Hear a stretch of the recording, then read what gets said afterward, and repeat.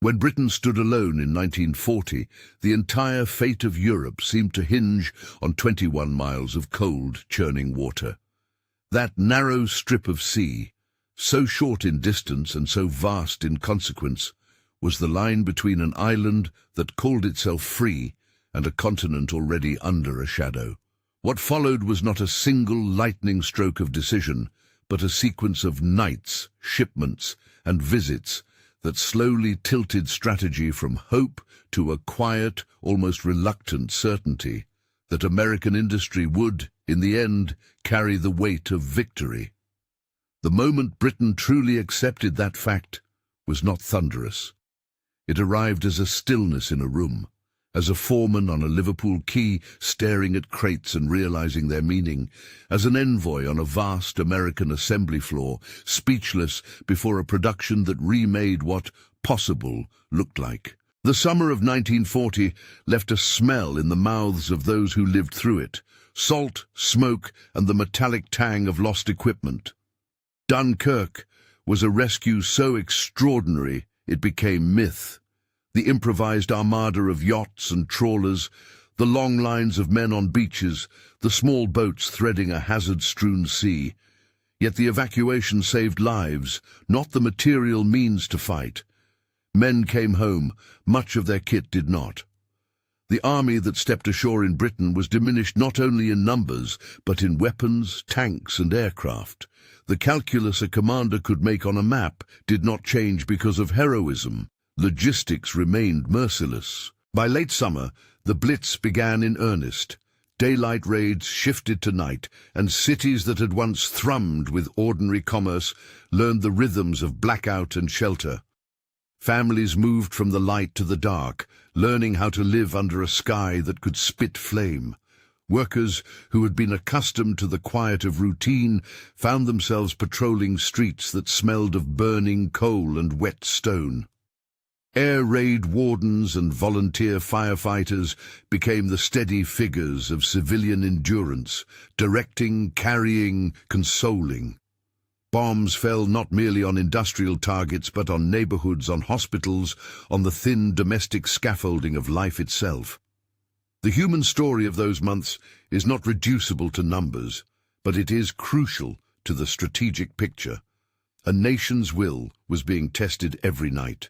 Below streets and above them, in the rooms where maps were pinned and futures debated, the tone was more than bravado. Publicly, Winston Churchill spoke the language of defiance that sustained a people.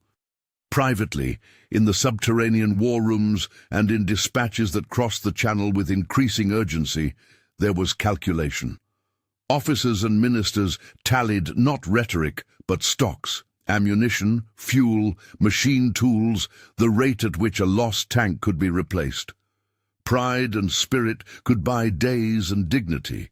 They could not build factories overnight.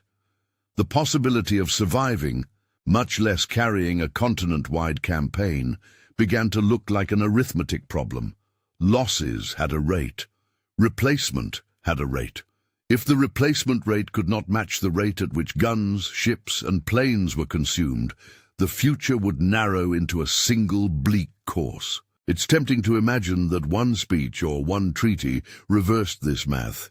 It is more honest to see the reversal as a process, an accumulation of small, tangible lifelines that altered calculations. Early across that lifeline were ships, convoys that threaded the North Atlantic under the long shadow of U-boat patrols, bringing food, fuel, and the occasional crate that might replace what had been lost. There were also political gestures that mattered precisely because they were legal and visible. A transfer here, an agreement there that lent not only materiel but legitimacy to a transatlantic effort. The destroyers for bases exchanges and the first convoys were not panaceas. They were, however, proofs of possibility. They showed that transatlantic supply was practicable even under the guns of the submarine campaign. If the sea delivered the first proofs, the docks made those proofs flesh. On a Liverpool quay in the late autumn, under a sky dimmed by blackout but bright with searchlights, A foreman, with hands scarred by years of rope and cold metal, watched a crane deposit a crate labeled in a foreign block lettering he half recognized. The crates were stocked with canned meat, with woolen blankets, with engines packed in oilcloth. He had seen shipments before, of course, aid arriving in piecemeal and uncertain amounts, but the tone of this arrival was different, systematic, deliberate. Men and women who had spent tense months mending nets and patching boilers began to calculate differently. Each crate unloaded was not only sustenance for a household or a spare for a motor, it was another margin of endurance bought against the blunt arithmetic of shortages. That margin mattered because the British Isles were not simply defending a coastline, they were defending a logistics network. Ports, railheads, warehouses, the small factories that adapted to new wartime tasks, these were the arteries by which resistance flowed. To stand, one needed not only soldiers, but a continuous stream of the things soldiers used: ammunition, fuel, replacement parts. The arrival of American supplies on quays and in storehouses moved the needle. It did not, however, close the gap. There was still the persistent danger of the Atlantic, submarines that could turn a convoy's crossing into a graveyard of tonnage. And there remained an awkward political fact on the American side of the Atlantic. The United States was not yet fully committed to war. Isolationist sentiment and legal constraints shaped what could be sent, how it could be authorized, and what came with it in terms of public expectation. In December 1940, one letter crossed the Atlantic that epitomized the change in tone from public defiance to private urgency. A prime minister who had been forging public resolve in speech after speech reached out across oceans with a candid appeal for sustained aid. He did not demand miracles. He spelled out simple facts: shortages that threatened operations, factories that could not be reopened quickly enough, and a war's arithmetic that needed numbers, not rhetoric. The letter was not a dramatic public concession. It was a strategic calculation laid down in ink, that survival in the short term and success in the long term required resources beyond Britain's island economy. What the letter did was to transform a political appeal into a personal entreaty, a bridge from patriotic pronouncement to practical partnership.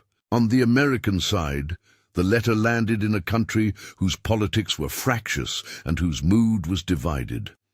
There were those who believed that the seas and fortunes of others did not compel American arms. There were others who saw the strategic and moral stakes deriving from a Europe falling under a single tyrant's sway.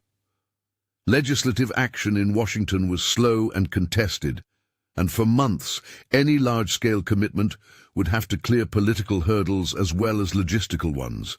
Still, as convoys continued to arrive and as transfers like destroyers for bases were implemented, a cautious but growing web of cooperation took shape. Each piece of transatlantic law, each congressional vote, each executive maneuver mattered because it removed obstacles that previously made sustained transfer impossible. Even as policy crept forward in Washington, British eyes turned toward a different kind of proof: the factory floor. Small quantities of aid could be inspiring. Mass production altered strategy. Delegations from British procurement offices, from the War Office, and from ministries responsible for equipment began to cross the ocean to see for themselves what American industry could do.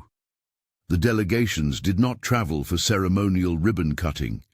They went to test assumptions about scale, about the speed at which machines could be opened, and about the willingness of American businessmen to retool their plants for war production. They found astonishment. In Detroit, in factories that had turned from making cars to making tanks and engines, the delegations watched production lines that moved like a clockwork river, parts arriving, welding arms descending with practiced rhythm, finished hulls rolled away for final fitting. The scale was not merely larger, it was continuous. The British had factories that could be proud.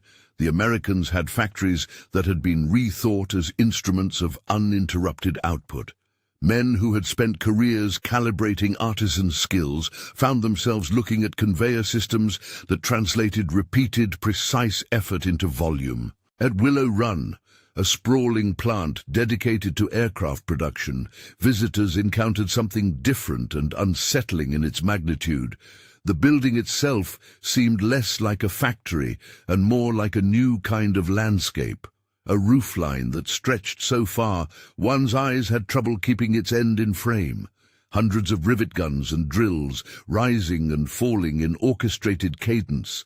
Wings and fuselages, moving like pieces on a chessboard toward a final assembly. One British official, accustomed to the constraints of ration and salvage, described a moment of silence, not of solemnity but of speechlessness, before a river of newly minted bombers. The human effect of such a sight was not mere admiration. It forced a recalculation. This was not an intermittent show of goodwill, but a capacity fundamentally different in kind. What had been limited by the scale of British industry was suddenly confronted by an industrial promise. Kaiser shipyards on the west coast presented a similar revelation in steel and timber. Where British shipyards had long specialized in careful, contiguous craftsmanship, the American yards had adopted methods that prized speed and repetition on an industrial theater.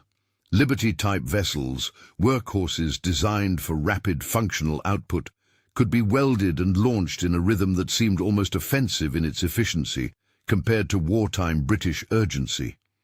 The delegation members took notes, not because the designs were exotic, but because the method removed a bottleneck that had dogged the supply chain. Time. If men and materiel could be carried across oceans in quantities, and if ships could be replaced at a rate that outstripped enemy interdiction in the long run, then the calculus of attrition changed. These scenes, the foreman on the Liverpool quay, the war rooms full of quiet calculation, the speechless official at Willow Run, are not metaphors. They are moments when private perception shifted, but perception alone does not make strategy. It is one thing to be impressed by a sight, another to allow that sight to alter policy and planning. The British delegations returned across the Atlantic with reports and, more critically, with a new internal metric: the rate at which replacement was possible if supplies flowed unchecked. Where beforehand staff officers calculated in dread of depletion, they now could write scenarios that included sustained resupply. That change was not uniform or instantaneous. There were still arguments in staff rooms about risks, submarines, weather, the momentum of German armoured formations. There were still debates in Whitehall and in local ministries about the proper balance of committing forces overseas versus conserving strength at home. But the tone of those debates had shifted from panic to planning.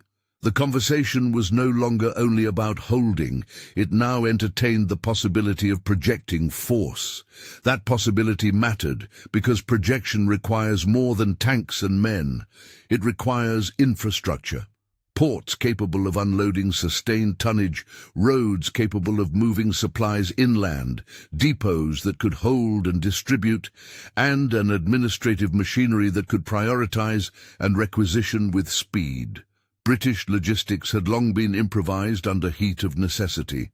American industry offered to turn improvisation into abundance. The question had become operational rather than merely ideological. Could that American abundance be organized and delivered at the tempo needed for a continental campaign? In small meetings and in long, anxious briefings, the answer began to sound like yes, if certain conditions held. In London, as delegation reports arrived, and as convoys continued to arrive, sometimes at the cost of ships and men sunk en route, ministers and generals began to fold the new data into strategic plans. They began to conceive operations not merely as desperate attempts to hold, but as steps on a road to reclaiming territory. That mental shift is subtle in archives and diaries. It shows up not in a single memorable pronouncement, but in the tone of minutes, in procurement schedules, in staff assessments that traded contingency for projection. The British leader, who had once urged total resistance on moral grounds, now presided over a government that planned offensives contingent on supplies arriving in particular rhythms. Yet acceptance is a word that can suggest ease. It was not easy. It was a reluctant arithmetic embraced because the alternatives were bleaker. There were official cautions that American aid would be costly politically, that quantities available now would be smaller than quantities promised later. That transit risk remained significant. There were also the moral complexities of leaning more heavily on an increasingly assertive external partner. What would it mean for Britain's autonomy, for its voice at the table when the decisive campaigns were planned? Such questions were debated with vigor. Nevertheless, each convoy that arrived, each steel hull rolled out of an American yard, each bomber that crossed the Atlantic represented a marginal change in the strategic ledger. People on the ground felt this in concrete ways. In Bristol and Liverpool, dock workers altered their shifts to meet the tides of supply. In factories converted to war work, women who had never held a rivet gun before learned to strike with steady hands. The social fabric bent to the logistics imperative. Whole neighborhoods changed their rhythms to unload, repair, and reload the instruments of war. A Liverpool foreman, years later in memoir, would describe the feeling of watching pallets arrive, stamped in a strange script, and realizing that the work in his hands could indeed rearm an army. He did not claim that the crates guaranteed victory. He claimed, with the plainness of one who had spent nights on a rain-slick quay, that the crates meant a horizon had shifted. The industrial demonstrations were not mere spectacle. They recalibrated expectations within military leaderships. Where officers had once assumed a mismatch between loss rates and replacement rates, they now began to draft plans that incorporated continuous resupply. That adjustment affected planning at a deep level. It made amphibious schemes less fantasy and more engineering problem. It transformed what had been inventories of scarcity into projections of capacity. The change was cumulative. It fed upon successive proofs. An agreement that allowed the transfer of certain vessels led to more convoys, which in turn justified more ambitious operational thinking. At the center of this shifting assessment was a sober realization. Wars of mass armies and armored columns are not decided only on isolated battlefields. They are decided in factories, on assembly lines, and on the maps of supply. If a state can replace losses faster than its enemy can inflict them, attrition becomes a friend. The British delegations, by moving from skepticism to a grudging belief in what American industry could deliver, began to accept a new metric for victory. Not the valor of a single unit in a single engagement, but the aggregate output of thousands of hands working in concert across a continent. Acceptance in this sense was not emotional capitulation. It was a technical conclusion grounded in evidence. Even with evidence mounting, questions remained. The Atlantic was a crucible where capacity met vulnerability. U-boats sank tonnage that had to be recouped. Weather closed ports for days, delaying schedules. The bureaucracy that moved supplies from American factories to British storehouses was imperfect, occasionally bungling priorities. And on the political stage, isolationist sentiment in the United States, though eroding, still shaped the pace of congressional action. Lend-Lease, a policy instrument that would later be recognized as a turning point, was then an idea in the making, debated and shaped by law, opinion, and the urgency of need. The British could not yet rest on the assumption that everything promised would arrive as needed. The calculus shifted toward hope underpinned by evidence, not blind certainty. It is here, at the intersection of evident capacity and lingering doubt, that the story of acceptance becomes most human. Delegation members who had crossed the ocean and returned carried with them not simply reports, but a mood.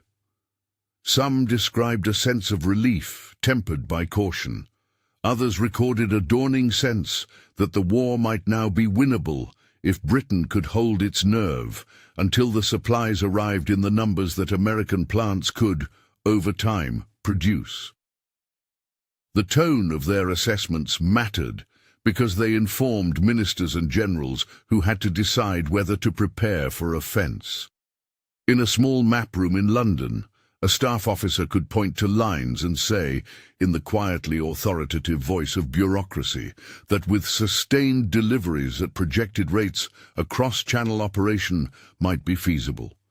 That sentence, couched in the language of logistics, did more to change thinking than any public speech. The delegations also brought back practical lessons: how to prioritize items for shipment, how to prepare ports to receive massed convoys, and how to coordinate replacement parts that kept tanks and planes in service.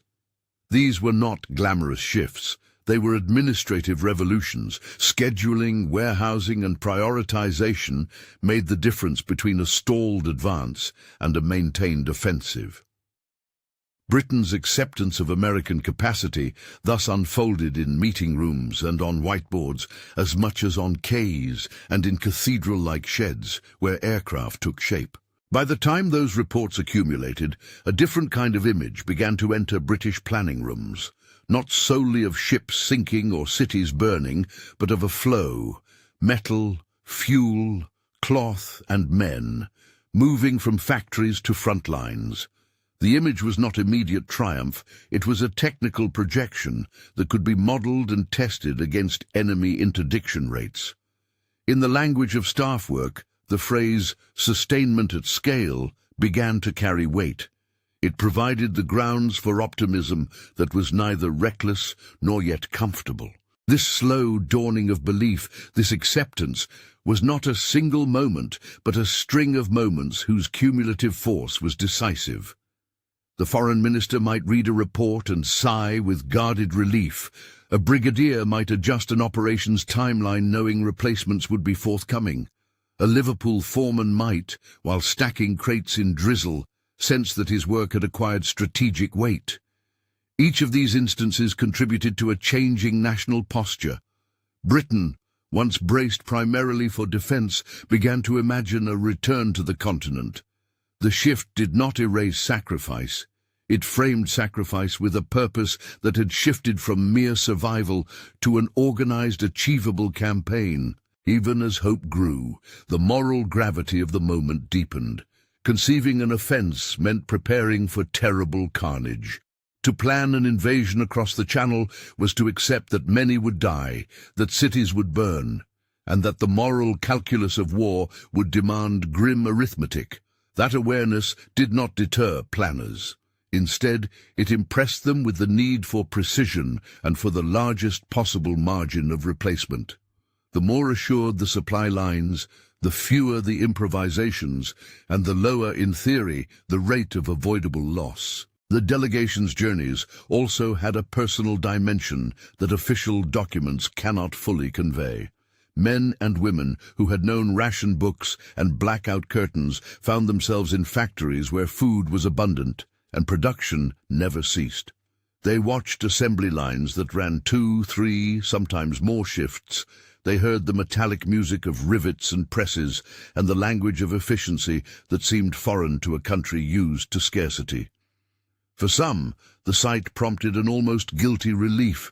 Joy that others could make what one could no longer produce at home, paired with the realization that dependency would reshape the relationship between nations. For others, it was professional exhilaration. Here was a practical solution to a logistical problem that had plagued war planning. As the delegations compiled their reports, they did not present a single, unified verdict. Rather, their documents offered conditional optimism. If the rates held, if convoys could cross with acceptable losses, if political will remained steady, then the balance could be tipped. That conditionality is essential. Acceptance did not mean blind trust. It meant a careful folding of new evidence into old fears. It meant that Churchill and his staff, that procurement officers and port authorities were willing to reconfigure their maps and timetables around the realistic prospect of sustained American supply. And so the door opened. To planning conferences, to adjustments in training, to the reshaping of industrial priorities at home in Britain, to mesh with imported abundance. The question now became less about survival in the next 6 months and more about what could be achieved in the next 2 years should the flow continue. The mental horizon elongated from imminent defense to staged liberation. Britain's posture transformed from hunkering to preparation, a shift as profound in tone as any naval engagement. That transformation did not make popular headlines. It was not a sudden, dramatic announcement broadcast from Westminster. It was a sequence of tactical and administrative acceptance, reports filed, a change in procurement orders, an altered timeline for offensives. Public morale remained a vital theatre. Speeches still invoked determination, and the country continued to bear the immediate burdens of bombing and rationing. Acceptance was a quiet policy evolution, visible most clearly in the documents and faces of those charged with making war manageable. The narrative threads that began to pull together, convoys, docks, delegation reports, and political shifts in Washington, were the strands of a larger rope. Pull them together, and the rope could be used to haul an army across a channel. Leave them loose, and the rope frayed under strain. What those who travelled and those who stayed at home perceived in varying measure was that the rope was being woven. The question left lingering, however, was whether it would be complete and strong in time for the grand, risky operation that many minds in London, Washington, and in the armies on both sides were beginning to contemplate. The first part of that answer lay in the disposition of American industrial power, its willingness and ability to pivot, to retool, and to sustain production under wartime constraints. The second part lay in the political will in Washington to translate capacity into continuous supply. The third lay in the British ability to absorb and direct that supply efficiently enough that the equation of replacement versus loss truly favored the Allies. Each of these parts carried its own uncertainties, and each would require time to resolve. At the moment when British delegations returned from American plants, they carried not only technical reports, but an altered perception of the scale of what might be done. The silence within an American hangar, or the sight of dock after dock rolling out hulls, had the power to change a strategy meeting in Whitehall. Yet that change was not yet total. There remained bureaucratic friction, shipping risks, political debate, and the immediacy of civilian suffering at home.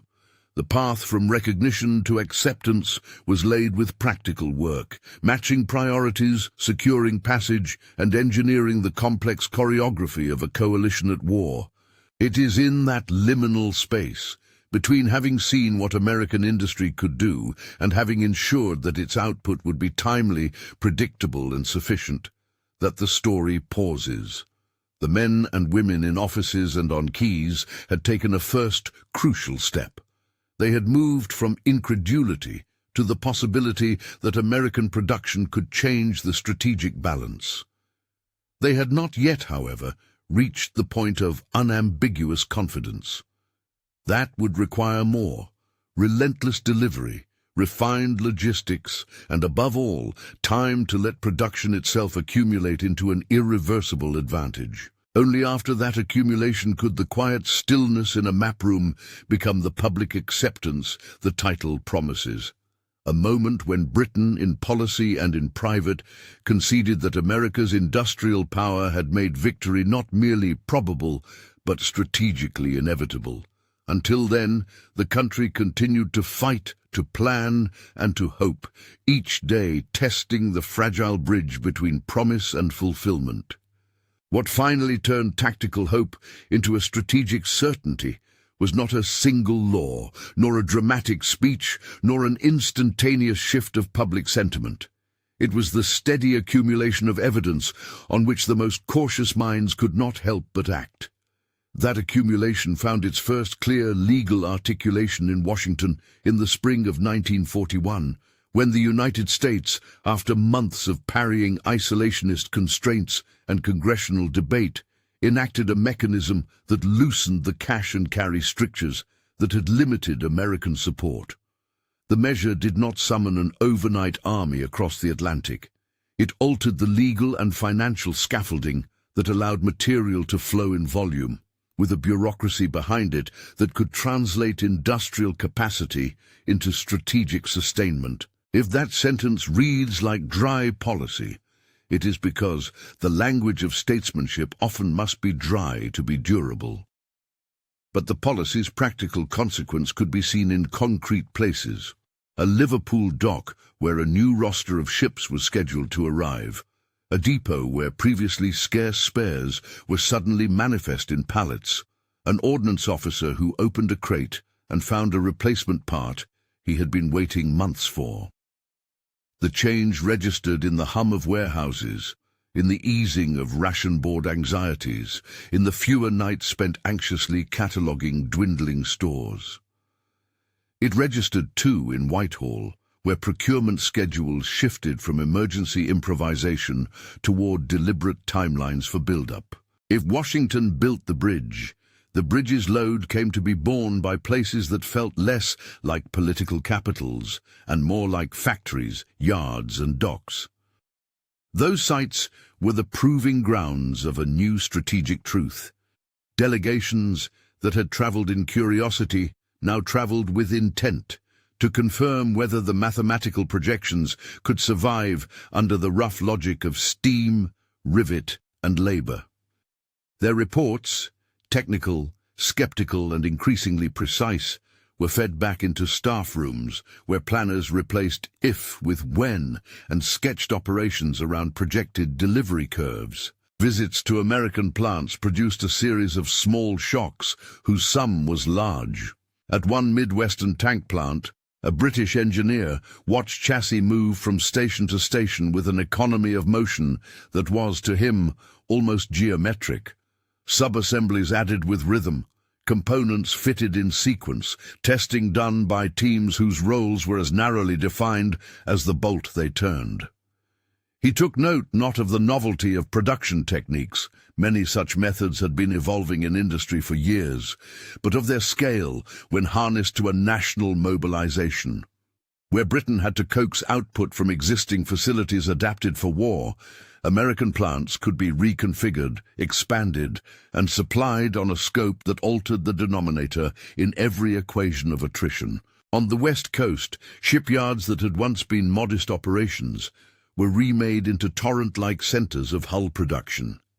Men who had learned the trade in peacetime shipbuilding found themselves in a new tempo, welding instead of planking, modular sections instead of single-keel craftsmanship.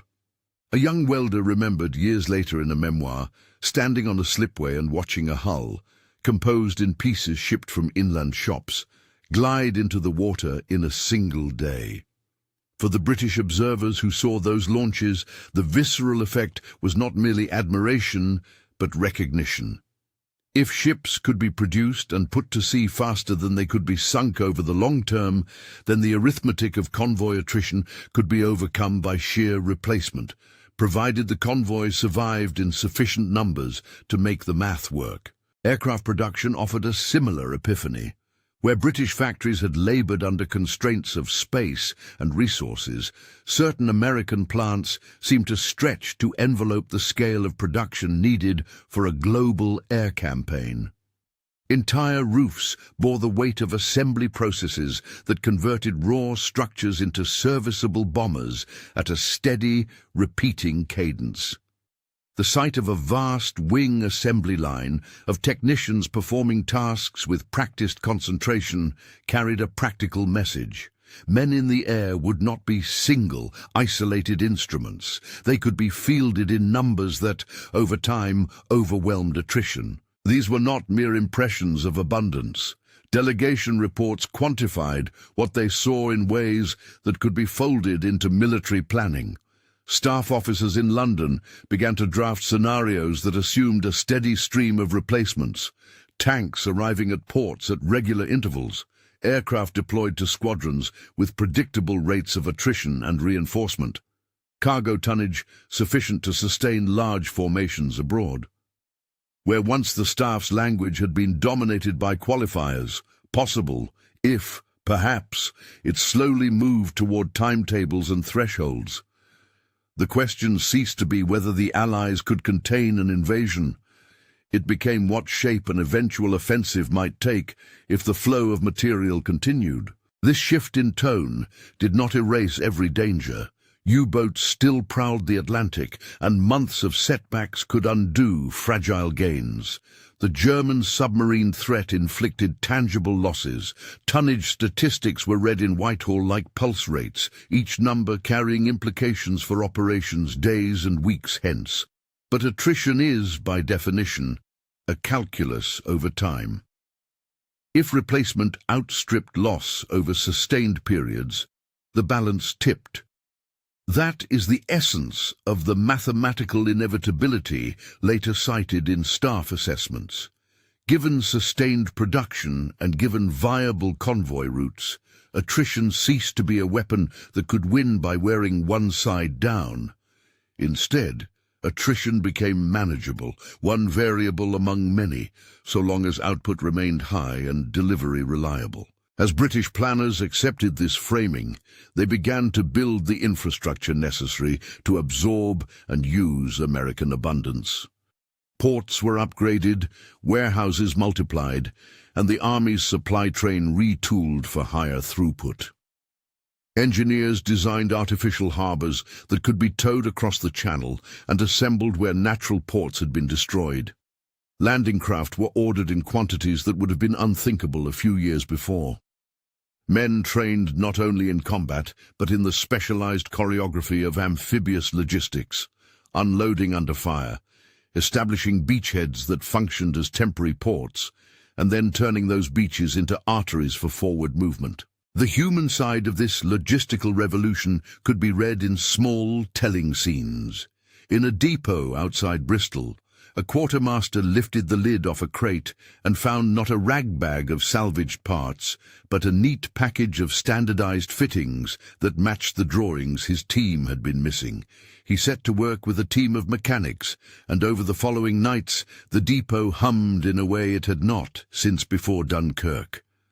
Elsewhere, in a converted factory now working round the clock, women who had learned to rivet and to test engines felt the meaning of their labor with a particular clarity.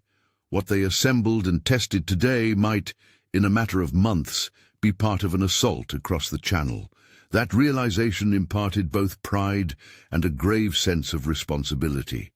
The war had become, in an immediate sense, the output of a million small, routine acts. Political realities, meanwhile, continued to shape and constrain the tempo. Lend-Lease and other enabling measures had not dissolved domestic debates in the United States. Every additional ship or plane required political capital and public persuasion. That persuasion was bought slowly, through press reports, through visible gestures of cooperation, and through the mounting demonstrations on factory floors that delegations returned to London to describe. The relationship between industry and politics was not automatic. It was mediated by opinion and by the routines of legislative life. Yet, as evidence accumulated, and as the British need became clearer to a public unsettled by the news from across the ocean, the political reticence that had once characterized large segments of American opinion softened. By 1943, the accumulated flow had begun to resemble what planners had once only imagined. Ports on the south coast of England were busier than they had been in peacetime. Convoys arrived in clusters, depots stocked enough to permit the formation of large training areas and the equipping of divisions. Men who once held back on offensive planning found their staff estimations offering new choices: to wait and hope, or to prepare to act in a single, coordinated stroke that could exploit the build-up of men, material and air superiority. Planning groups, once tasked primarily with contingency defense, were now occupied with the engineering of invasion: how to assemble landing craft, how to coordinate air cover, how to mass armor without tipping intent until the very last moment. None of this eliminated the fog of war. The Allies still had to solve the practical problems of secrecy, deception, and timing.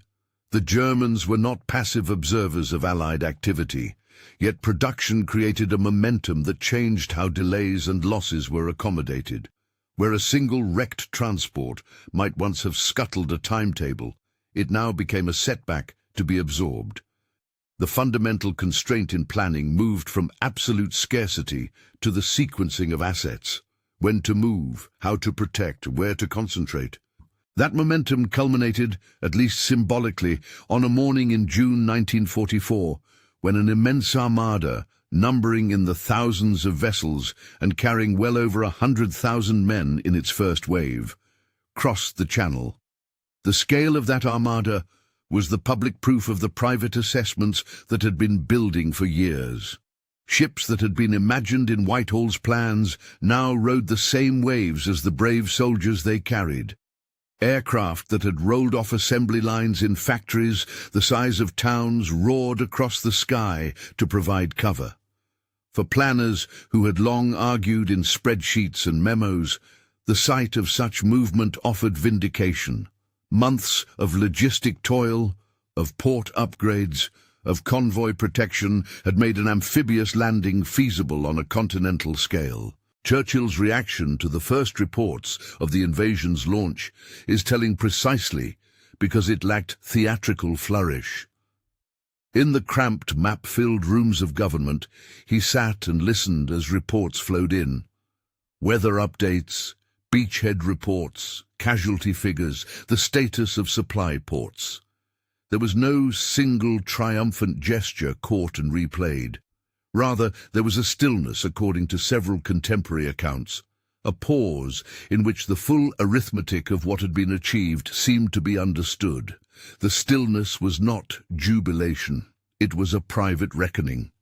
To accept what had unfolded on that day was to recognize that Britain's earlier fear of being overwhelmed by equipment and numbers had been answered not by a single act of heroism, but by a sustained coalition in which American industrial output had been a decisive factor.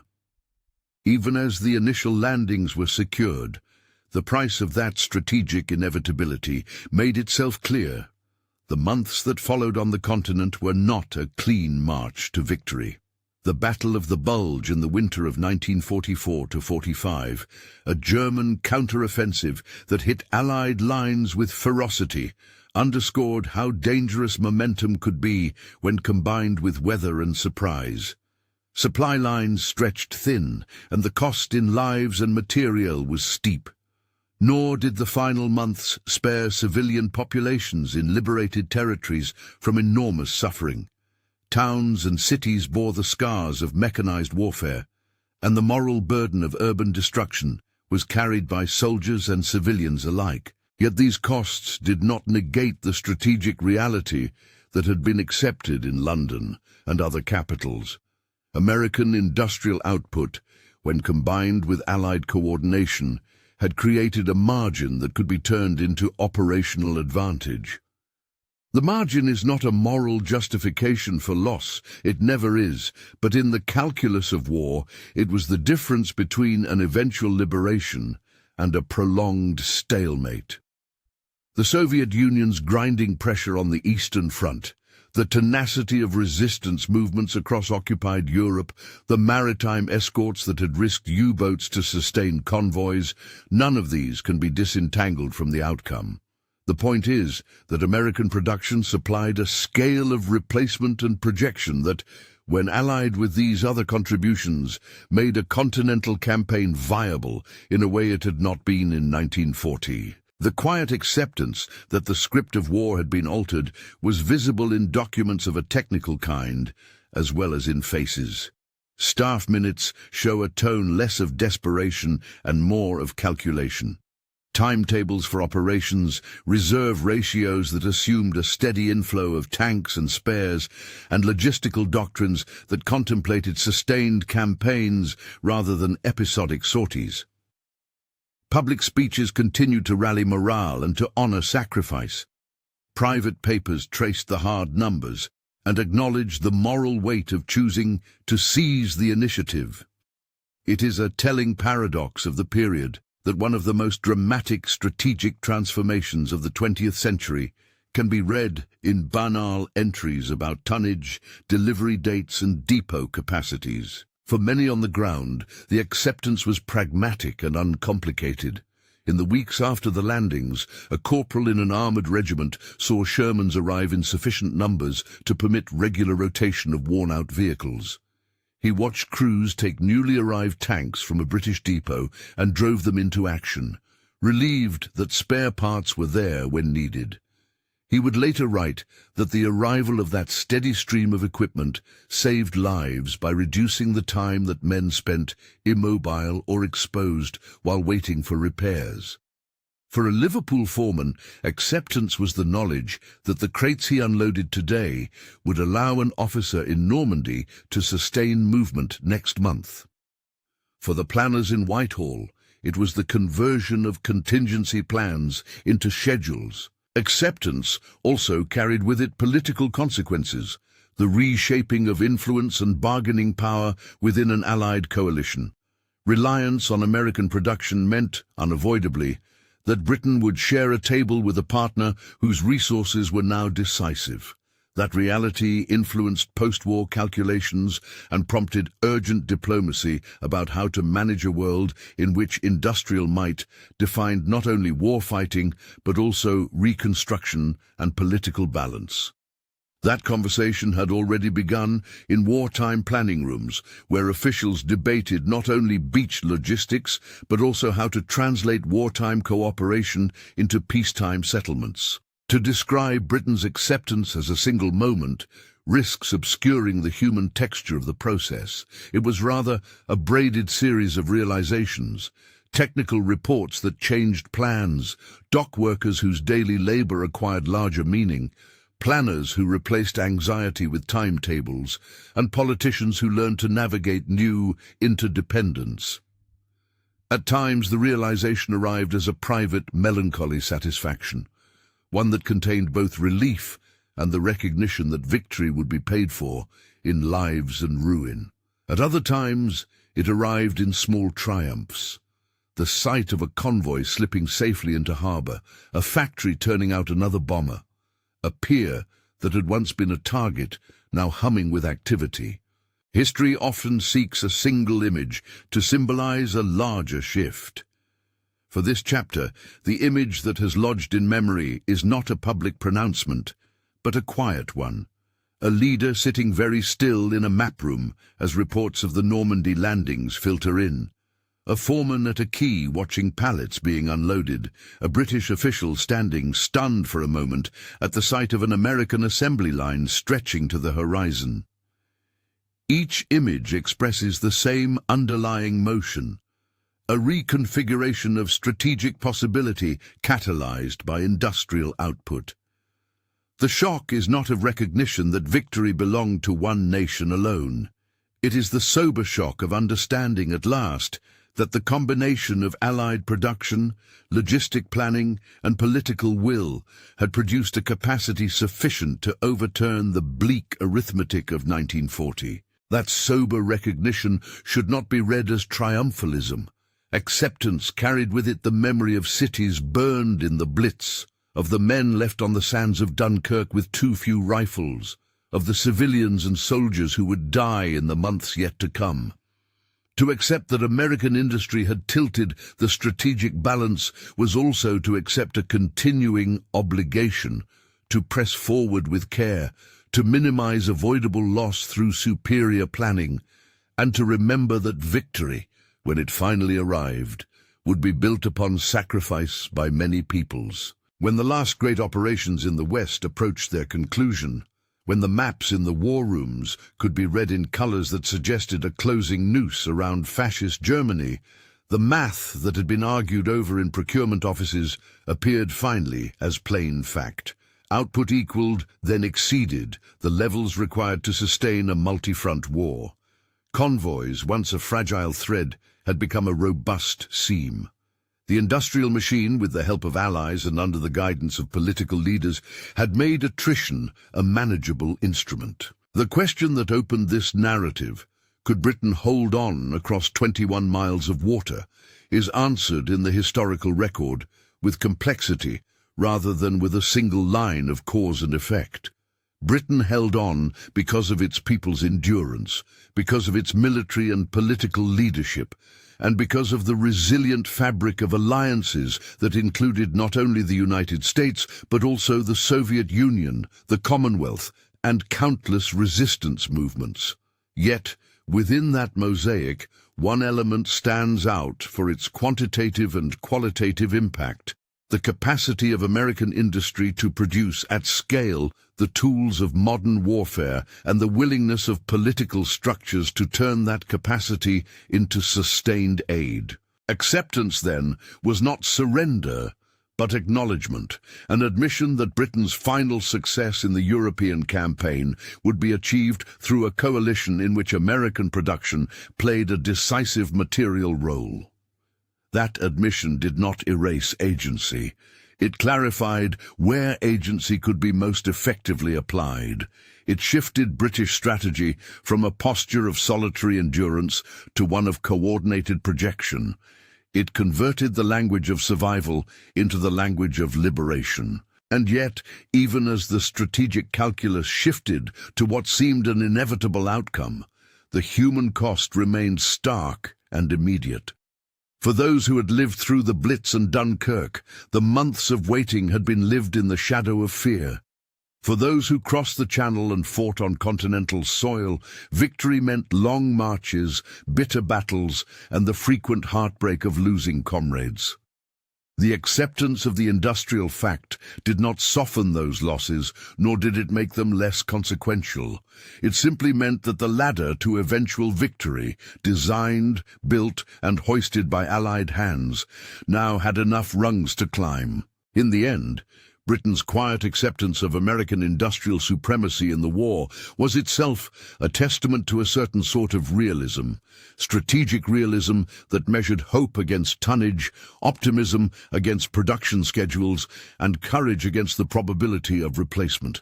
It was realism that did not celebrate power for its own sake, but recognized it as a means to an anguished and necessary end. The nation that had once been poised on the brink of isolation learned slowly and with reluctance to trust a partner's strength, not as a substitute for its own steadfastness, but as an essential multiplier of it. If the shock of that acceptance can be captured, it is in the tension between two images. The first is of 1940, dark skies over London, the rumble of bombs, a coastline watched with anxious eyes. The second is of 1944, ships crossing the 21 miles with a purpose made possible by countless hands back across the ocean. Between those images lies a long arc of labor, law, calculation, and courage. The moment of acceptance was not loud. It arrived as a clarity in the face of accumulated proof, a stillness in a map room, a foreman's steadying breath, an envoy's muted note in a report. It was, in short, the moment when Britain, looking at charts and schedules and the faces of those who had worked to supply them, conceded that the balance had changed. If you want to explore how Lend-Lease transformed specific supply chains, or to follow personal memoirs from dock workers and delegation members who helped weave that rope across the Atlantic, subscribe and check the playlist for the next deep dives into these stories. History remembers victory in banners and parades, but it is built in quieter places. in factories where rivets fell like rain, in dockyards where pallets were stacked against the dark, and in rooms where men and women counted not only losses, but the pace at which those losses could be made good. Britain's acceptance of American industrial power in the war was not capitulation. It was a strategic conversion, born of evidence, heavy with cost, and committed to a larger cause. It is worth remembering not just because it explains how one island helped to reclaim a continent, but because it shows how nations make painful, sober decisions when survival is measured in tonnage, time, and human life.